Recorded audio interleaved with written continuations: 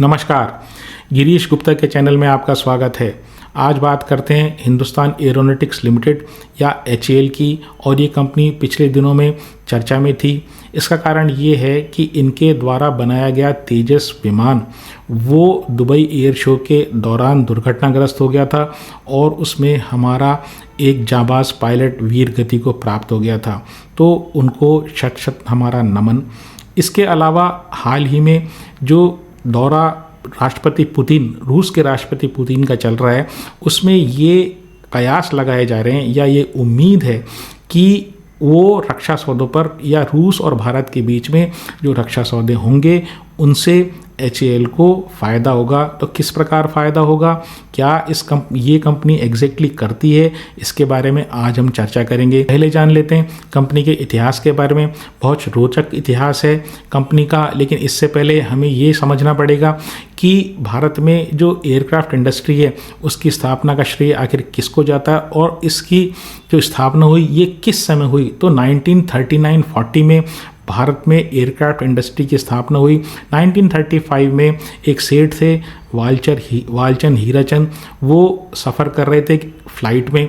वहाँ पर उनकी मुलाकात हुई हार्लो एयरक्राफ्ट कंपनी के पाउली साहब से, जो उस कंपनी के डायरेक्टर थे। तो वहाँ से उनको ये आइडिया आया कि भारत में भी जो एयरक्राफ्ट निर्माण है वो किया जा सकता है। इसके लिए सेठ जी ने कई राजा महाराजाओं के चक्कर काटे, लेकिन कोई फ़ायदा नहीं हुआ।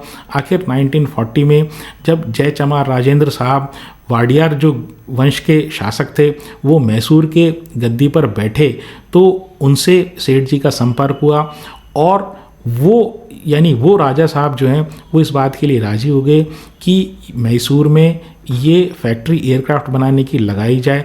तो उन्होंने 25 लाख रुपए और 700 एकड़ ज़मीन सेठ जी को दे दी। इस पूरे सौदे में एक और जो महत्वपूर्ण कंट्रीब्यूटर थे वो मैसूर रियासत के दीवान सर मिर्ज़ा इस्माइल थे, जो 1941 में जयपुर रियासत के भी प्रधानमंत्री बने। तो इस प्रकार से प्राइवेट सेक्टर में जो कंपनी की स्थापना हुई उसको हिंदुस्तान एयरक्राफ्ट लिमिटेड का नाम दिया गया। फिर 1963 में स्वतंत्रता के बाद एक अन्य कंपनी की स्थापना की गई जिसका नाम एरोनॉटिक्स इंडिया लिमिटेड कहा गया और ये शुरुआत में MiG-21 विमान बनाया करती थी। अब हुआ ये कि एक पहले से एग्जिस्टिंग जो 1940 में एक जिस कंपनी की हमने बात की जो सेठ वालचंद हीराचंद ने लगाई थी मैसूर में, एक तो वो कंपनी हो गई। एक 1963 में गवर्नमेंट ऑफ इंडिया ने एक प्राइवेट सेक्टर में कंपनी अपने अंडर में क्रिएट कर दी। इसके अलावा एक तीसरा डिवीज़न ऑर्डिनेंस फैक्ट्री का भी हुआ करता था। अब ये तीनों जो चीज़ें थी, या तीनों जो एक डिवीज़न और दो कंपनीज थी, ये सिमिलर से काम किया करती थी। तो 1964 में सरकार ने इन तीनों को मर्ज कर दिया ताकि एक लार्ज और एफिशिएंट ऑर्गेनाइजेशन बनाया जा सके। और जो डुप्लीकेशन हो रहा है, एक ही काम को अलग अलग कंपनियां कर रही हैं, तो उसको डुप्लीकेशन को अवॉइड किया जा सके। तो फिर 1964 में ही कंपनी को एक नया नाम दे दिया गया, उसका नाम रखा गया हिंदुस्तान एरोनॉटिक्स लिमिटेड। 1995 में कंपनी को पब्लिक लिमिटेड कंपनी में कन्वर्ट कर दिया गया। 2007 में हिंदुस्तान एरोनॉटिक्स लिमिटेड को नवरत्ना का स्टेटस दिया गया। मार्च 2018 में इनका IPO आया। IPO का प्राइस 1215 रुपये था और उसकी फेस वैल्यू 10 रुपये थी। आज का भाव अगर मैं 4500 रुपये मान के चलूँ, जिसकी फेस वैल्यू यानी आज की जो फेस वैल्यू वो 5 रुपये की है, तो आप ये समझ लीजिए 7.25 साल में या 7 साल 9 महीने में करीब करीब ये शेयर जो है ना 7.75 टाइम्स हो गया, यानी 7.25 साल में 7.25 गुना लगभग हो गया है ये। तो इसका रिटर्न मैं कैलकुलेट करूं तो साल दर साल इस कंपनी ने 29.5% का धमाकेदार रिटर्न दिया है और ये सिर्फ कैपिटल गेन से कैलकुलेटेड रिटर्न है, इसमें डिविडेंड शामिल नहीं है। अब बात करते हैं कंपनी के बिजनेस के बारे में। तो ये जो कंपनी है ये डील करती है एयरक्राफ्ट से, हेलीकॉप्टर से, अनमैन्ड एरियल व्हीकल्स या ड्रोन से। तो उनको मैन्युफैक्चर करती है, उनके पार्ट्स बनाती है, उनके मेंटेनेंस एंड ओवरऑल करती है। इनके बिजनेस को 3 मेजर सेगमेंट्स में बांटा जा सकता है। पहला जो है वो मैन्युफैक्चरिंग, डिज़ाइन और डेवलपमेंट से रिलेटेड है। क्या करते हैं एग्जैक्टली ये मैं आगे डिस्कस करूंगा। दूसरा जो इनका सेगमेंट है वो repair, maintenance, overhaul, upgradation, service and support से रिलेटेड है। तीसरा जो इनका सेगमेंट है वो अदर से रिलेटेड है, जिसमें स्पेस से रिलेटेड ये PSLV, GSLV, इनसेट आदि से रिलेटेड काम करते हैं इसरो के लिए। तो जो इनका पहला सेगमेंट है डिज़ाइन डेवलपमेंट और मैन्युफैक्चर वाला, वहाँ से इनका जो रेवेन्यू आता है वो 24% आता है FY25 के हिसाब से। इसके अलावा जो इनका सबसे ज़्यादा बड़ा सेगमेंट है वो है repair maintenance overhaul upgradation service and support, जहाँ से इनका रेवेन्यू 70% आता है। और अदर्स जो इसरो वगैरह के लिए ये काम करते हैं, वहाँ से इनका रेवेन्यू मात्र 6% आता है। अब पहले बात करते हैं 24% रेवेन्यू वाले मैन्युफैक्चरिंग की। तो ये क्या करते हैं इस डिवीज़न में कि ये डिज़ाइन बनाते हैं। किसकी डिज़ाइन बनाते हैं? एयरक्राफ्ट की और हेलीकॉप्टर्स की। इसके साथ ही साथ ये उनके पार्ट्स की भी डिज़ाइन बनाते हैं, उनको डेवलप करते हैं। डेवलप करने का मतलब ये तो पेपर पे रह गया ना, मैंने नक्शा बनाया तो पेपर पे रह गया।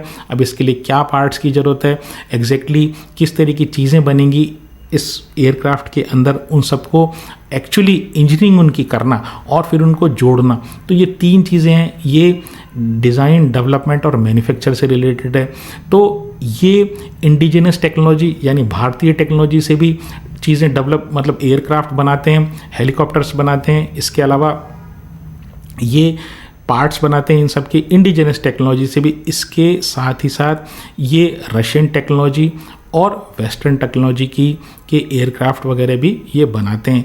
तो जो रशियन टेक्नोलॉजी और जो वेस्टर्न टेक्नोलॉजी है, ये टेक्नोलॉजीज़ इनको टेक्नोलॉजी ट्रांसफ़र के बेसिस पे मिलती है। और यही कारण है कि जो पुतिन साहब की जो यात्रा चल रही है, इसमें ये उम्मीद है कि कुछ अन्य मतलब लेटेस्ट डिज़ाइन के जो एयरक्राफ्ट्स हैं, रशियन एयरक्राफ्ट्स, वो भी इनको डिज़ाइन करने के लिए, डेवलप करने के लिए टेक्नोलॉजी ट्रांसफ़र के थ्रू, रशियन टेक्नोलॉजी ट्रांसफ़र के थ्रू मिलेंगे। तो इंडिजिनस या लोकली या इंडियन टेक्नोलॉजी जो इन्होंने डेवलप की है, उससे इन्होंने लाइट कॉम्बैट एयरक्राफ्ट जैसे तेजस है वो इन्होंने बनाया है। रशियन टेक्नोलॉजी से जो सुखोई और मिग वो ये असेंबल करते हैं, बनाते हैं। इसके अलावा वेस्टर्न ओरिजिन के हॉक और डोर्नियन टाइप के जो एयरक्राफ्ट हैं वो भी बनाते हैं। इस प्रकार से ये एयरक्राफ्ट मैन्युफैक्चर करते हैं। उसी प्रकार से ये हेलीकॉप्टर भी इंडिजिनस टेक्नोलॉजी और फॉरेन टेक्नोलॉजी ट्रांसफ़र के थ्रू डेवलप करते हैं हेलीकॉप्टर्स को। इसके अलावा ये इंजन्स बनाते हैं, एयरक्राफ्ट के पार्ट्स बनाते हैं, ड्रोन्स बनाते हैं और साथ ही साथ एवियोनिक्स से रिलेटेड जो हैंगर वगैरह जो होते हैं वो भी बनाते हैं। सिविल और मिलिट्री दोनों तरह के ये एयरक्राफ्ट्स और हेलीकॉप्टर्स बनाते हैं। इनका जो दूसरा सेगमेंट है जहाँ से इनका सबसे ज़्यादा रेवेन्यू आता है 70%, और जो रेगुलर काम है तो वो है रिपेयर मेंटेनेंस ओवरऑल का। रिपेयर मेंटेनेंस और ओवरऑल का सीधा मतलब ये कि कोई एयरक्राफ्ट या हेलीकॉप्टर ख़राब हो जाता है, उसके पार्ट चेंज कर देना, उसकी रेगुलर सर्विसिंग करना और एक सपोर्ट प्रोवाइड करना किसी भी कमी बेशी से रिलेटेड। इसके अलावा ये जो अपग्रेडेशन करते हैं उसमें भी इन्वॉल्व हैं। अपग्रेडेशन का मतलब ये कि किसी भी चीज़ को नई टेक्निक के थ्रू नया बना देना। मान लीजिए किसी एयरक्राफ्ट में कोई पुराना इंजन है, उससे बेटर इंजन, कोई बेटर वर्जन आ गया, वो नया इंजन, वो पुराना इंजन हटा के नया इंजन लगा देना और उसको बेटर एक शेप में उस पर्टिकुलर एयरक्राफ्ट या हेलीकॉप्टर को बेटर शेप में कन्वर्ट कर देना। इनकी जो MRO सर्विसेज हैं वो 17 से ज़्यादा तरीके के एयरक्राफ्ट और हेलीकॉप्टर्स के लिए एप्लीकेबल है। और भारत में इनके द्वारा बनाए गए या टेक्नोलॉजी ट्रांसफ़र किए गए एयरक्राफ्ट और हेलीकॉप्टर्स तो इसमें शामिल हैं ही हैं। साथ ही में अगर कोई फॉरेन से आया हुआ कोई हेलीकॉप्टर या एयरक्राफ्ट है, उसकी भी मेंटेनेंस, रिपेयर एंड ओवरहॉल में करने में सक्षम है। 5 इनके कॉम्प्लेक्सेस हैं, यानी 5 इनकी यूनिट्स हैं और वहाँ पर ये अलग अलग तरह के काम करते हैं। ये एक बेंगलोर कैंपस है जो इनका मेन कैंपस है। इसके अलावा इसमें एक इनके पास एक मिग कॉम्प्लेक्स है। मिग में जो रशियन टेक्नोलॉजी के जो एयरक्राफ्ट और हेलीकॉप्टर्स होते हैं उनसे रिलेटेड काम होता है। एक हेलीकॉप्टर कॉम्प्लेक्स है, वहाँ पे केवल हेलीकॉप्टर से रिलेटेड काम होता है। एक्सेसरीज कॉम्प्लेक्स है जहाँ पर जो पार्ट्स वगैरह हैं, इंजन वगैरह हैं, वो असेंबल और बनाए जाते हैं। इसके अलावा इनका एक डिज़ाइन कॉम्प्लेक्स भी है। वो डिज़ाइन कॉम्प्लेक्स में मेनली जो काम होता है वो डिज़ाइन से रिलेटेड होता है। इनके क्लाइंट की बात करें तो इनका जो मेजर रेवेन्यू आता है 90% तक जो रेवेन्यू आता है वो मिनिस्ट्री ऑफ डिफेंस से आता है। और मिनिस्ट्री ऑफ डिफेंस जो है आर्म्ड फोर्सेस और कोस्ट गार्ड जो हैं उनके लिए इनसे एयरक्राफ्ट और पार्ट्स, साजो सामान वो प्रोक्योर करती है। जो उनका 10% रेवेन्यू है उसमें कुछ एक्सपोर्ट ऑर्डर्स हैं और कुछ अन्य डोमेस्टिक इनके क्लाइंट्स भी हैं, लेकिन एक्सपोर्ट का जो इनका शेयर है वो बहुत ही कम है। दूसरी बात ये कि जो उनके ऑर्डर मिलते हैं वो इनको नॉमिनेशन बेसिस पे मिलते हैं। नॉमिनेशन बेसिस का मतलब ये कोई टेंडरिंग प्रोसेस नहीं होती, कोई ओपन टेंडर नहीं होते, सीधी सीधी मिनिस्ट्री ऑफ डिफेंस इनको ऑर्डर देती है, भाई इस तरह का पार्ट्स की रिक्वायरमेंट है, इस तरह के एयरक्राफ्ट की रिक्वायरमेंट है। या दो सरकारों में जैसे रूस और भारत में समझौता हो गया टेक्नोलॉजी ट्रांसफ़र का, और एयरक्राफ्ट से रिलेटेड अगर वो है तो आप ये मान लीजिए कि उसमें एक पार्टी जो है, यानी जो वो ऑर्डर आएगा गवर्नमेंट ऑफ इंडिया जब ये बोलेगी कि भाई ये कौन बनाएगा, तो वो एकमात्र जो कंपनी होती है वो हिंदुस्तान एरोनॉटिक्स लिमिटेड होती है। एक अन्य खास बात ये है कि इनके जो कॉन्ट्रैक्ट्स होते हैं जो मिनिस्ट्री ऑफ डिफेंस से होते हैं वो पास थ्रू कॉन्ट्रैक्ट्स होते हैं, यानी कि जो प्राइस एस्केलेट होगी, यानी इन्होंने मान लीजिए इनको एक ऑर्डर मिला, ऑर्डर मिलने के बाद उनके लिए इन्होंने एक बिल ऑफ मटेरियल तैयार किया, भाई क्या क्या सामान इनको प्रोक्योर करना पड़ेगा।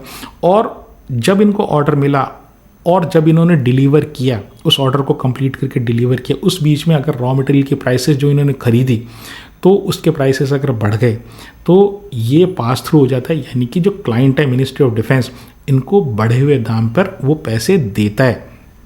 तो अब आप दो चीज़ समझ लीजिए, बढ़े हुए दाम पे पैसे मिलना, फिक्स प्राइस कॉन्ट्रैक्ट नहीं है। दूसरी चीज़ ये कि इनको नॉमिनेशन बेसिस पे मिलता है। इसका मतलब क्या है, जो ऑर्डर गवर्नमेंट से आएगा तो इनको फ़ायदा होने वाला ही होने वाला है, क्योंकि इनका जो रिस्क है ना वो मिनिमम है, ना प्राइसिंग में रिस्क है ना ऑर्डर से रिलेटेड रिस्क है।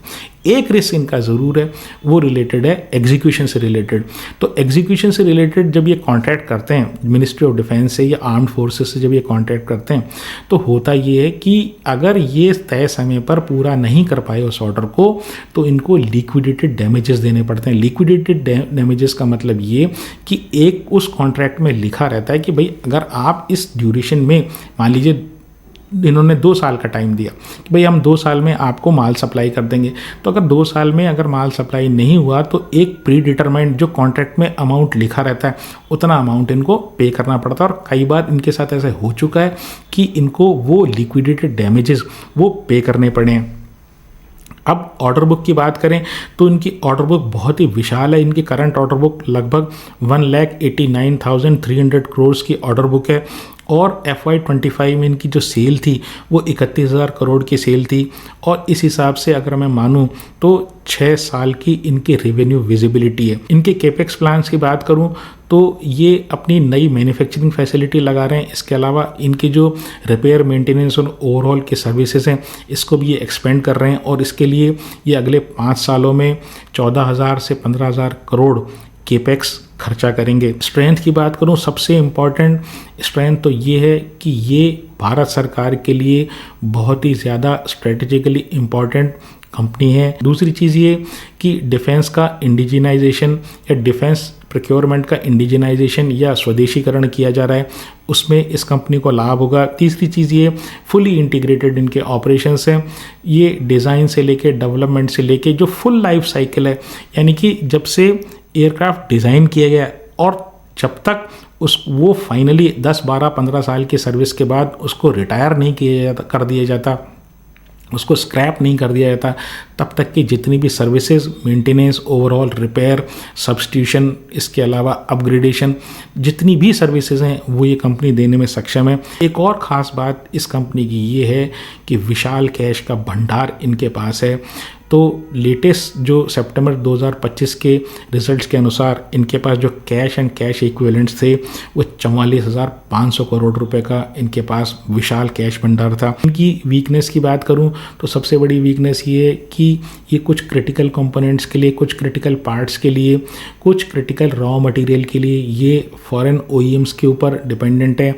अभी भी इनकी कैपेबिलिटी इतनी नहीं है कि ये इंडिजिनियसली उस चीज़ को डेवलप कर सकें। दूसरी बात ये कि कंप्लीटली भारत से जो रेवेन्यू आता है उसके ऊपर डिपेंडेंट है। तीसरी चीज़ ये कि मिनिस्ट्री ऑफ डिफेंस से 90% रेवेन्यू इनका प्राप्त होता है, तो क्लाइंट कंसंट्रेशन के हिसाब से बहुत ही ज़्यादा इनका रेवेन्यू कंसंट्रेटेड है। और चौथी चीज़ ये कि अगर गवर्नमेंट की पॉलिसीज़ में कभी चेंज हो गया और इनको नॉमिनेशन के स्थान पर टेंडर के हिसाब से अगर इनको ऑर्डर मिलने लगे तो इनको प्रॉब्लम आ सकती है।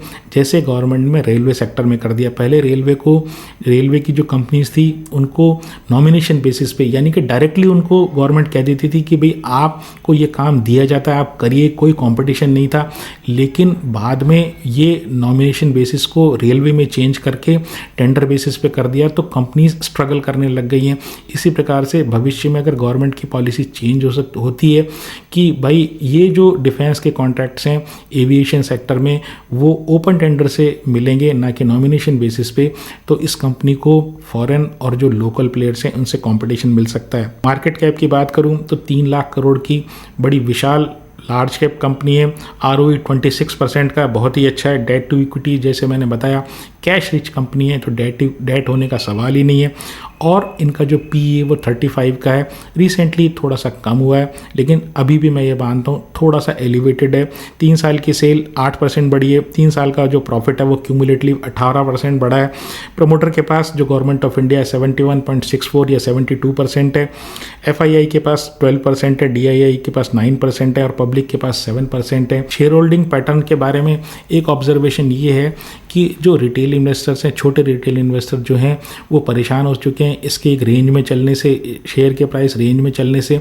और पिछले 2 क्वार्टर्स में इस कंपनी की जो शेयर होल्डिंग में नंबर ऑफ शेयर होल्डर्स हैं उनकी संख्या 75,000 से घट गई है। बोर हो चुके हैं शेयर होल्डर्स इस कंपनी के मूवमेंट से। ओवरऑल मैं बात करूं तो फिलहाल गवर्नमेंट ऑफ इंडिया का जोर डिफेंस इंडिजिनाइजेशन पे है। सेक्टर की टेलविंड ज़बरदस्त है और भारत में एविएशन और स्पेस इंडस्ट्री जो है वो बढ़ने वाली है और उसमें एक सिग्निफिकेंट प्लेयर ये हिंदुस्तान एरोनॉटिक्स लिमिटेड है। तो अगर मार्केट ड्रिवन कोई करेक्शन आए, परफॉर्मेंस ड्रिवन नहीं, मार्केट ड्रिवन अगर कोई करेक्शन इस कंपनी में आता है तो एक एंट्री अपॉर्चुनिटी अच्छी होगी। लेकिन किस प्रकार के किस समय एंट्री लेनी है इस बात का निर्णय आप अपने फाइनेंशियल एडवाइज़र से पूछ कर करें। मेरे इस शेयर में या किसी अन्य शेयर में खरीदने या बेचने की कोई राय होती नहीं है। आज के लिए इतना ही। अगर आपको मेरा प्रयास पसंद आया हो तो चैनल को सब्सक्राइब करें, वीडियो को लाइक करें और शेयर करें। नमस्कार, धन्यवाद, जय हिंद।